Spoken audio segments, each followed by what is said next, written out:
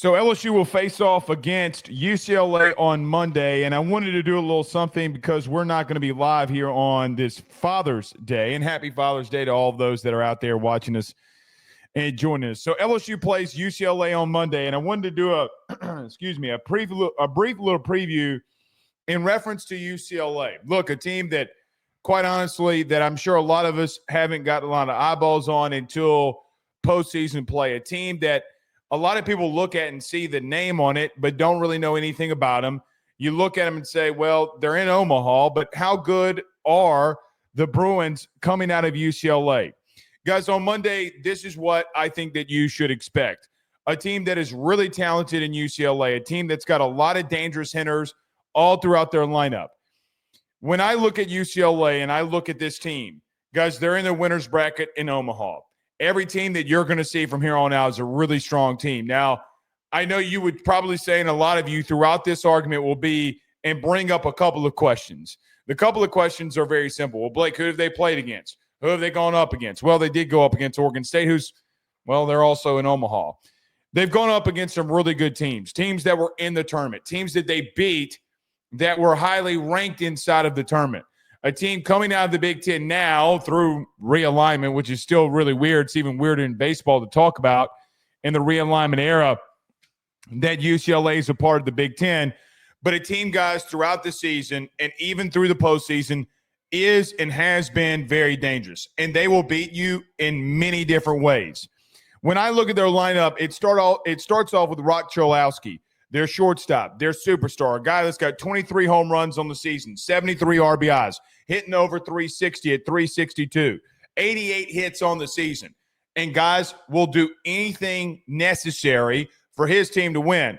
I don't know if y'all saw the game, the first game for UCLA when they faced off against Murray State. There was runners on second and third, and he laid a bunt, perfectly laid down a bunt right down, I say the third base line, but right at the shortstop, passes the pitcher, no one can field it, and he gets on. A guy that's got 23 bombs, athletic enough to lay down the bunt, beat it out, and perfectly place it.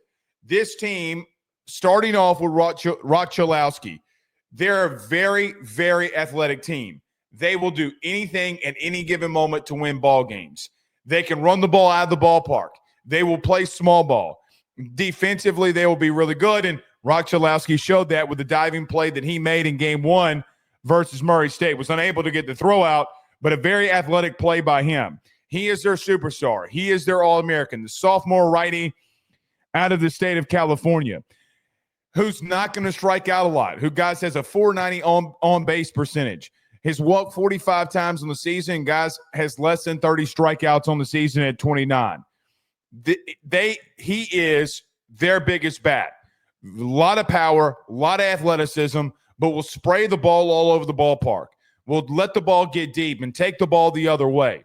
He is the most dangerous hitter in their lineup. So when you're watching and you're looking into on Monday who this UCLA team is, you get out Roch Cholowsky and you're able to take it to him, you're going to be able to control that lineup and the things that you do. Very dangerous hitter. And they got dangerous hitters around him to protect him. The leadoff guy like Dean West, who's hitting .318 with 13 extra base hits, does have 4 home runs. But the big-time outfielder sprays the ball all over the ballpark. Will bunt for a single. Guys, I mean, just everything that they need to do, they've been able to do this season. Cholowsky, Martin, and West will more than likely you'll see above in the top of the lineup. But Movaldi Lavu is another guy that you're going to see in the top of that lineup. Guys, the first 4 guys in their lineup, 1 through 4, they have a lot of power and have hit for a lot of extra base hits. AJ Salgado, who has been honestly their mainstay that's been able to protect Cholowsky in that lineup. When you see the top 4, if you're able, so when you go into the game on Monday and you look at their lineup and Anthony Eyanson is starting, Cholowsky, Martin, Lavu, West, Salgado, for the first 4 or 5 guys that you're going to see, guys, they're very dangerous. None of them have less than 70 hits on the season. Actually, none less than 74 on the season. All are hitting above or right at 320.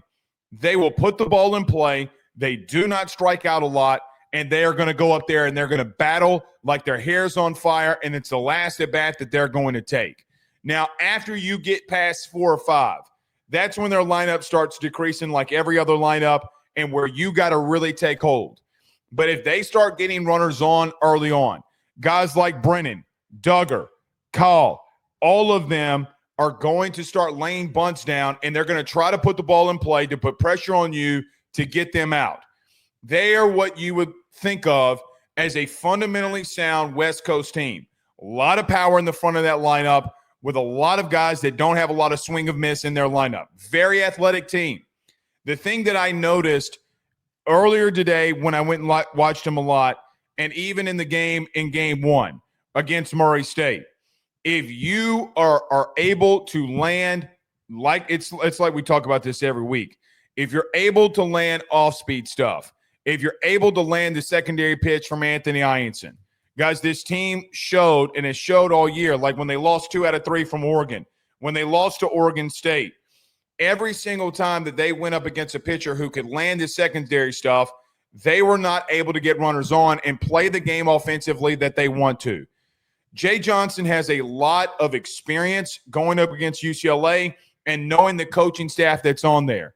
I do think that he's very equipped and knowledgeable about how he wants to attack this lineup and every single integral detail of how he wants to attack. But listen, this team is dangerous in the front 5. Cholowsky, Martin, and Lavu, all hitting above 320. And Lavu is a guy that's ran the ball out of the ballpark 12 times, but has 85 RBIs. Listen, the reason that a guy like Lavu has so many RBIs, guys, 85 on the season, is Martin or West gets on, Cholowsky puts the ball in play or gets a base hit, and then you got Salgado, you got Lavu, that whatever part of the order that they're going to be hitting in, especially Lavu, he's going to put the ball in play. Now, the biggest thing that I saw and I've seen from UCLA, there is some swing and miss from some of their bigger guys, but not a lot. The only one that's got something I'd say, quote unquote, worrisome from the strikeout percentage-wise is Salgado. He's got 54 Ks on the season, but the problem is that, man, he's got 23 extra base hits on the season. He's got 12 home runs, 54 RBIs, and the same goes for Lavu. They showed against Murray State, and they've shown all postseason that they're just not going to chase pitches out of the zone. They're going to be very disciplined and try to run that pitch count up. That part half of the lineup, the top half part of the lineup, can do some serious damage to you. I do think that the matchup between Anthony Eyanson and them benefits LSU in the sense of when you saw them in regional play, when you saw them in the supers, and when you see them now. Teams locating off-speed stuff, especially what Anthony Eyanson can do, is really where UCLA has struggled. They've been on a heater, man. Now, you can say, well, Blake, they beat Murray State 6-4. I don't care who they beat. I don't care where they're coming from. I don't think, however, that this season, nor really in this postseason, that they've seen a bullpen, nor have they seen a staff with a starter like yours and Anthony Eyanson. It's going to be very interesting to see how they respond and how they do against a guy that's going to locate and throw a lot of all-speed stuff and try to get them off balance. They're going to play small ball, and I want to throw this out too. Guys, if you start allowing walks is when, or you allow hit by pitch or whatever the situation may come up, you allow a single. Guys, it doesn't matter, 1 through 9 in this lineup, they're going to try to lay a bunt down. A lot like what you saw Jay do last night against Arkansas. It's the same style of play in so many instances where you got a lot of guys that can run the ball out of the ballpark, but you have a guy like Danny Dickinson who will lay one down. Now, Cholowsky, who we talked about, they're a superstar, and we mentioned this. Guys, you got runners on, he's laying down a bunt for a single. And before we talk about this, guys, look at what small ball did for you last night. I do think it's interesting that the staff's defense and small ball, with taking a lot of walks and taking a lot of pitches in this postseason, has 1,000% been a massive factor for teams that have started to advance here and get in the winner's bracket and win their regional and win their super regional. They will attack you and put pressure on you. Defensively, you got to be ultra sharp. You've been all year. So you don't worry about not being ultra sharp because this team has been sharp all season long.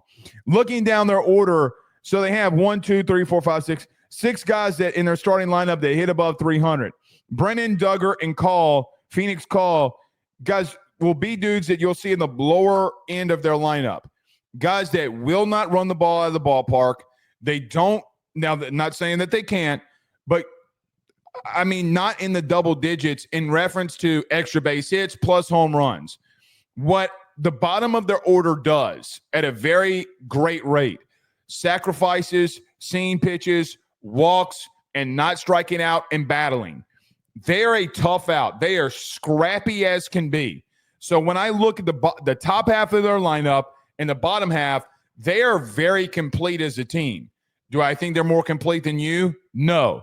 Do I think that they have some dangerous hitters and dangerous guys in their lineup? Absolutely. It's going to be paramount, very paramount, that you're able to dictate the early parts and early half of their lineup. And then when you get into the second half of that lineup, that you're able to get outs quickly. They're going to want to see pitches. They're going to want Anthony Eyanson's pitch count to get up. Now, the last thing that I will say about them offensively that is very intriguing to me,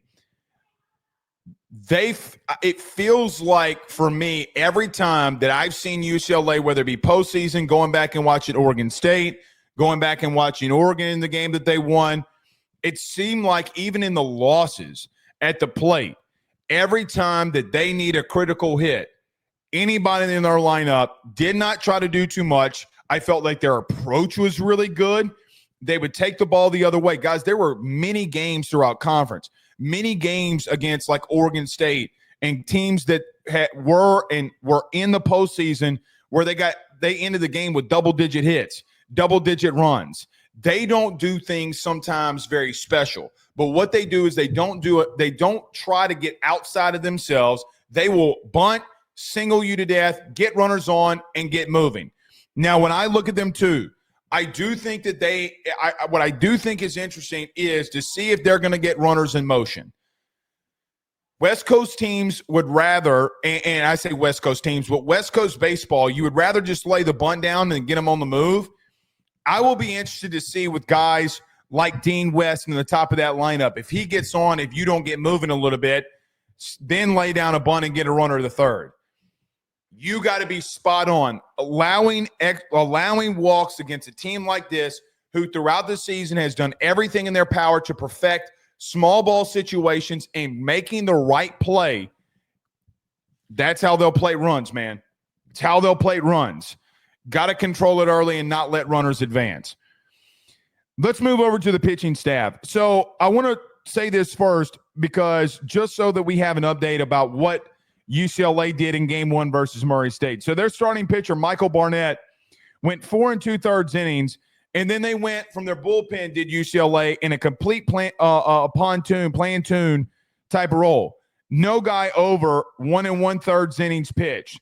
They went to Moss with a 1/3 inning pitched. Ian May had an inning pitched. O'Connor went 2 1/3 innings pitched.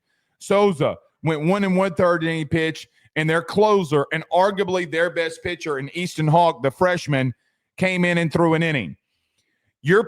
I bring that up against Murray State because all of these guys that you saw of the bullpen, whether it be Moss, whether it be May, whether it be O'Connor, whether it be August, whether it be Hawk, their pitch count was not up enough. I think the most that anybody in their bullpen threw was Souza, who had 20 pitches in game 1 versus Murray State. Guys, everybody's on the chopping block. Like, everybody can go for them. They have everybody outside of more than likely Michael Barnett, who you weren't going to see anyway, that can go for them. From a bullpen perspective, it seems as if that they want to go inning. They don't want you to see guys more than one time through the lineup. If that, they're going to throw many arms out there to you. Now, there's a couple of guys that they didn't throw that I think that they could go to and they could throw against you. Cal Randall is the guy with a 3.09 ERA with 26 appearances. Doesn't have many innings on the season. 23 and 1/3 innings pitched with 26 strikeouts but 14 walks. They also didn't go to Josh Algier. They also didn't go to Chris Gerthethis as well out of the bullpen. I still think that they got everybody and can go to everybody depending on the situation that is at hand. Now, from a starting pitcher standpoint, it would seem to me that you're going to more than likely see Landon Stump, who is 6-1 on the season with a 4.54 ERA, 73rd and 1/3 innings pitched. He's given up 70 hits in 73 innings. That's a lot. With 37 earned runs, 37 walks, and 62 strikeouts. With 9 home runs and hitters are hitting 250 off of Stump. A right-handed pitcher, guys, who at times in moments, and you can go look at his starts throughout the season, either was really, really on, like legitimately unhittable, or you're going to be able to touch him because he can't locate, and he's going to walk guys. He's given up a lot of hits in the innings pitch. Guys averaging around a hit an inning, it's not good, and I think that this might be, the best lineup that he's seen. We've seen guys that have had elevated ERAs, though, that have really shoved against you. One thing that I've noticed about Stump in the 2 games that I went and watched him and then just looking at statistically about what he did, he's not a massive strikeout guy. But one thing is for sure, he is going to really be around the zone. He's gonna really try to throw that changeup low and away to you and make you put the ball in play, either changeup seeker or whatever it is. It looks like a changeup. But they want you to put the ball in play because they have so much confidence in themselves defensively that they want to make the play. I think you just got to continue through your approach. Now, you saw the 2 best arms that you're going to see in this entire tournament last night. You saw Root, you saw Gackle. Those are the 2 best arms that you're going to see. And you were able to overcome and get the win. With Anthony Eyanson on the bump. Guys, how many runs do you what is the number of runs that you need to get to be able to feel good? Is it 4? Is it 5? To be able to come out with the win, that's the only thing that matters here. They want to put the ball in play, which means that they want you to put the ball in play, the Stump. So what does that mean? When you get your pitch, especially early in the count, you got to be able to unload. Because the approach last night that I saw, I don't necessarily think from everybody was a bad one. But last night I saw you take a lot of strikes that were right in, especially fastballs, that were right down the heart of the plate. A guy like Stump's going to be around the plate all the time. He doesn't have the stuff like Gackle. He doesn't have the stuff like Root. But what he's going to do is he's going to throw a lot of strikes, and that changeup is absolutely disgusting, and he throws it around the plate. You got to make him pay. So that's where I think that they're going to go here with Stump. And then, guys, after that, I have absolutely no idea. Bullpen, they can go to any arm. That's what makes a team like UCLA dangerous. So in recapping this and in previewing them, what I would say in closing is this. I think you're facing off against what I think might be one of the more talented teams from a roster standpoint that's there. Now, it's you. I think it's clearly Arkansas. I think Coastal is really talented. And I got to be honest, I think UCLA is very talented in everything that they do. Their lineup is dangerous. Guys, on the season, they have hit the shit out of the ball. Again, I know what you're going to say. Well, Blake, what conference is it in? Guys, I really don't care. They're here. And you got a bona fide first rounder at shortstop in Cholowsky who has hit off of anybody that he's seen. You got a leadoff guy in Dean West who's got serious speed, who's got really good bat-to-ball skills. You got Lavu, who's got 84 hits on the season and got 85 RBIs. I don't care who that's against. That's some really elite shit. They are a very, very solid club that will beat you in any way possible. Whatever way that they need to win, they have the ability to do. It is going to be your job yet again, in my humble opinion, when I look at this game holistically, this is how I envision it. You got to get out in front of them early again. You got to take the little small ball. Oh, you got to take small ball away from them. And what do I mean by that? You got to make it to where they're going to have to go out there and really string hits together and string elite, if not great at bats against Anthony Eyanson to plate runs. I think that you can get to stump. Stay inside yourself and stay inside your approach. And I think that ultimately, especially after you go through the first time through the lineup and get to see him for a second time, you're really going to be able to get to him. But you're going to have to take and strike early to take the small ball away from him and make them beat Anthony Eyanson, which I don't know if they can do. Now, I do anticipate this. Speaking of Anthony Eyanson came out today on Father's Day and said the following. Let me back up. He said that I used to grow up going to games, UCLA games. I think he's going to be very amped up for this one. I hope he doesn't get outside of himself in being amped up for this one. Calm, cool, collected, do your stuff, and you'll be able to get to him. Guys, he's got to locate his all-speed stuff like he always has, because I do think this team will chase. I think they will press, and especially if you're up early, they will try to force the matter, which has not been their style. Oregon State, why did they beat UCLA? Majority of the time, they're striking first, they're striking hard, and they're taking the elimination of the small ball factor out of it, and that's how they beat them down. But when they lost, when Oregon went up against them, and they lost to UCLA, the main factor is they got runners on, they moved them over via the bunt, stole a base, whatever it may be, they struck first, and they just put so much pressure on teams defensively to make the right play, which I still think is an advantage for you. They got some stars, man. They really do. Don't let the Big Ten, don't let just them being UCLA for whatever it's worth mentally get to your head that this team's not really good. They're ultra talented. They got a lot of arms that they'll throw out there. A lot of times, too, that you're not going to see more than once. And normally LSU does damage when they see a guy the second time through the lineup, second time that they see him. You got to take it to it early. You didn't have a great day at the plate against Arkansas. But, guys, that's arguably the best pitching staff that you're going to see in this tournament outside of what you would see from yourself.